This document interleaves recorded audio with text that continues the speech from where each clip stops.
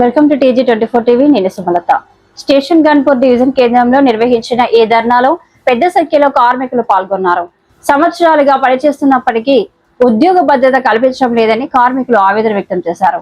తమకు కనీస వేతనాలు, పర్మనెంట్ ఉద్యోగాలు కల్పించాలని వారు డిమాండ్ చేశారు. ఎన్నో ఏళ్లుగా పనిచేస్తున్నా మాకు భద్రత లేదు, వెంటనే సమస్యలు పరిష్కరించాలి. ప్రభుత్వం వెంటనే స్పందించి తమ సమస్యలను పరిష్కరించకపోతే ఆందోళనలను మరింత ఉధృతం చేస్తామని కార్మికులు హెచ్చరించారు. పేరు బాదావత్ లక్ష్మణ్.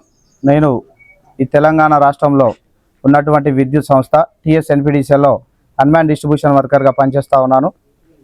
గత ప్రభుత్వం కేసీఆర్ గారు ఉన్నప్పుడు TSNPDCలు అలాగే SPDCలు ఈ రెండు ప్రధానంగా డిస్కామ్లను చూసుకుంటే TSNPDCలో పనిచేస్తున్నటువంటి మాలాగే పూలెక్కి పనిచేసే కార్మికులను ఆర్టిజన్స్గా గుర్తించింది.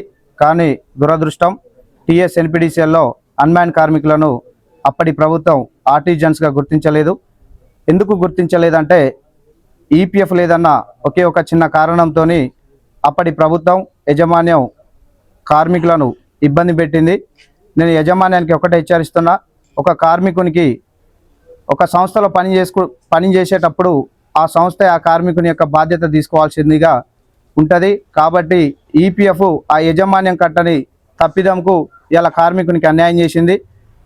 కాబట్టి ఇప్పటికైనా TSNPDCL పరిధిలో ఆర్టిజన్స్, అన్మ్యాన్ కార్మికులు ప్రథమంగా వీళ్ళే నష్టపోతూ ఉన్నారు విద్యుత్ సంస్థలో. కాబట్టి టీజాగ్గా ఏర్పడి ఈ రాష్ట్ర ప్రభుత్వానికి యాజమాన్యానికి దఫాలుగా నోటీసులు ఇచ్చుకుంటూ 26వ తారీఖు తెలంగాణ రాష్ట్రంలో ఉన్నటువంటి ప్రతి డివిజన్ కార్యాలయంలో ధర్నా కార్యక్రమం చేపట్టడం జరిగింది.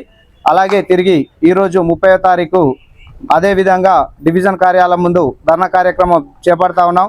కానీ ప్రభుత్వము యాజమాన్యము నిమ్మకు నీరెత్తినట్టుగా ఉన్నది. ఇది ప్రభుత్వానికి యాజమాన్యానికి మంచిది కాదు. ఎందుకంటే కార్మికునితో పని చేయించుకున్నప్పుడు ఆ కార్మికుని యొక్క బాగోగులు కూడా ఈ యాజమాన్యము ప్రభుత్వం చూసుకోవాలి. కార్మికులు ఇబ్బంది పడతా ఉన్నారు. వాళ్ళేమో గొంతెమ్మ కోరికలు అడుగుతలేం.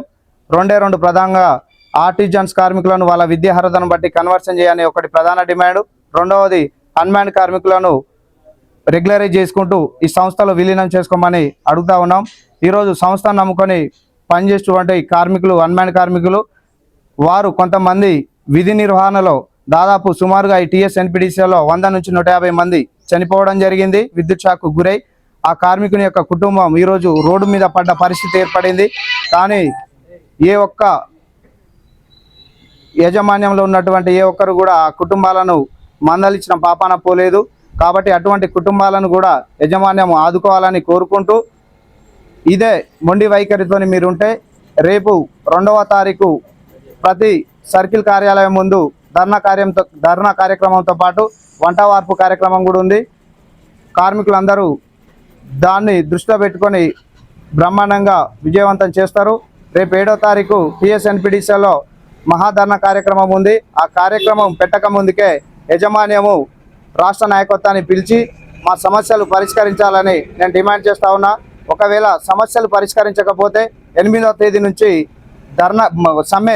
సమ్మె చేపడతాం.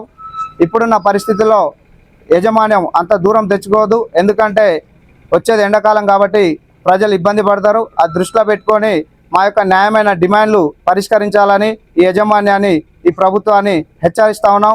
ఒకవేళ మీరు మా సమస్యలు పరిష్కరించకపోతే అన్మ్యాన్డ్ కార్మికులు అలాగే ఆర్టిజన్స్ కార్మికులు ఈ రాష్ట్రాన్ని అంధకారంలో చేయడంలో ప్రథమ పాత్ర పోషిస్తారని నేను ఈ ప్రభుత్వాన్ని, యాజమాన్యాన్ని హెచ్చరిస్తాను. మేము విద్యుత్ సంస్థలో ఆర్టిజన్ గా పనిచేస్తున్నాం. అసలు ఆర్టిజన్ అంటే ఏంటి? మేము ఉద్యోగులు, మా కాంట్రాక్ట్ బేస్, అసలు మేము ఏంటి? ఆర్టిజన్ అనే సమస్యకు పరిష్కారం ఏంటి? మేము ప్రభుత్వాన్ని కోరుకుంటున్నాం. మా సమస్యల్ని ప్రభుత్వం పరిష్కరించాలి. మేము మొన్న 26వ తారీఖు ధర్నా చేస్తాము. ఇది 2వ రోజు 30వ తారీఖు ధర్నా చేస్తున్నాం. అసలు ఆర్టిజన్ కార్మికులను ఎవరు పట్టించుకుంటున్నారు? ఏ సంస్థ పట్టించుకుంటుంది? మేము కాంగ్రెస్ ప్రభుత్వం వస్తే మమ్మల్ని ఆదుకుంటుందేమో అని మేము అనుకున్నాం. కానీ ప్రభుత్వం ఇప్పటి వరకు ఇది 2వ రోజు ధర్నాలో ఇంతవరకు ముందుకు తీసుకెళ్లలేదు. మా సమస్యని పరిష్కరించలేదు. ఇది 2వ రోజు. ఇంతవరకు ఏ ప్రభుత్వం కూడా మా దగ్గరకు వచ్చి మీ సమస్య ఏంటి అని ఇంతవరకు మమ్మల్ని ప్రశ్నించలేదు. మాకు కన్వర్షన్ కావాలి. మేము సంస్థల్లో అందరం చదువుకున్న వాళ్ళమే ఉన్నాము. ఆర్టిజన్ అంటే ఏంటి? మమ్మల్ని చిన్నతనంగా చూస్తున్నారు. ఆర్టిజన్ అంటే మేము వాళ్ళతో సమానంగా పనిచేయట్లేదా? మేము చదువుకోలేదా? ఆఫీస్లో మమ్మల్ని ఆర్టిజన్ అంటే చిన్నతనం, మాకు ఎంత చిన్నతనం అవుతుంది. మేము ఎవరికి ఏం చెప్పుకోవాలి? ఆర్టిజన్ అంటే ఇప్పుడు ఎవరైనా అడుగుతున్నారు ఆర్టిజన్ అంటే ఏంటి అని, మేము ఏం చెప్పుకోవాలి? జూనియర్ అసిస్టెంట్, సీనియర్ అసిస్టెంట్ చెప్పుకోవాలి. అసలు వాళ్ళు అడుగుతున్నారు ఆర్టిజన్ అంటే ఏంటి అని, ప్రజలు మమ్మల్ని అడుగుతున్నారు. మేము ఏం చెప్పుకోవాలి ప్రజలకి? మాకు మెడికల్ బిల్స్ లేవు, ఏం లేవు. మా పిల్లలకి శాలరీస్ తక్కువ ఉన్నాయి. మేము ఎట్లా పిల్లల్ని పోషించుకోవాలి? వాళ్ళతో పాటు మేము సమానంగా పనిచేస్తున్నాం, మాకు సమానంగా మాకు జీతం రావాలి. మేమేం తక్కువ పని చేయట్లే కదా. మేము ఇంకా ఆర్టిజన్స్ అని మాతో ఇంకా పని ఎక్కువనే చేయించుకున్నాం, మాకు పని భారం కూడా ఎక్కువనే అవుతుంది. మాకు వాళ్ళతో సమానంగా సాలరీస్ రావాలి, మమ్మల్ని కన్వర్షన్ చేసుకోవాలి. విద్యా అర్హతను బట్టి మాకు జేఎల్ఎం, ఏఎల్ఎం, జూనియర్ అసిస్టెంట్స్ పోస్టులు కావాలని మేము కోరుకుంటున్నాం. మాతో పాటు అన్వాంటెడ్ కార్మికులను కూడా వాళ్ళని కూడా రెగ్యులరైజ్ చేయాలని కోరుకుంటున్నాం. మేము ప్రభుత్వాన్ని విన్నవించుకుంటున్నాం, మమ్మల్ని పట్టించుకోండి, మేము వాళ్ళను రెగ్యులరైజ్ చేయమని వేడుకుంటున్నాం. ఉద్యోగ భద్రత అంటే ఏంటి? ఆర్టిజన్ గా చేసిళ్ళు మాకు, ఇప్పుడు అది మేము ఎంప్లాయీసా కార్మికులమా? మా పరిస్థితి ఏంటి? మేము ఏం చెప్పుకోవాలి? మాకు ఉద్యోగ భద్రత అంటే ఏం కల్పించిళ్ళు ప్రభుత్వం? మాకు చాలా మంది పడ్డారు, వాళ్ళ కాళ్ళు రెక్కలు విరిగినాయి. మరి వాళ్ళ భార్య పిల్లల పరిస్థితి ఏంటిది? ఈ రోజులలో ఖర్చులు పెరిగినాయి.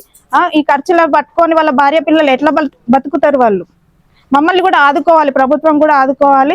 కాంగ్రెస్ ప్రభుత్వం వచ్చినాక మమ్మల్ని చేస్తా అని ఒప్పుకున్నారు ఆ రోజు. ఈ రోజు వరకు ఏమీ పట్టించుకోవడం లేదు. Hi, నేను మీ Satyasri. Please do subscribe TG24 TV.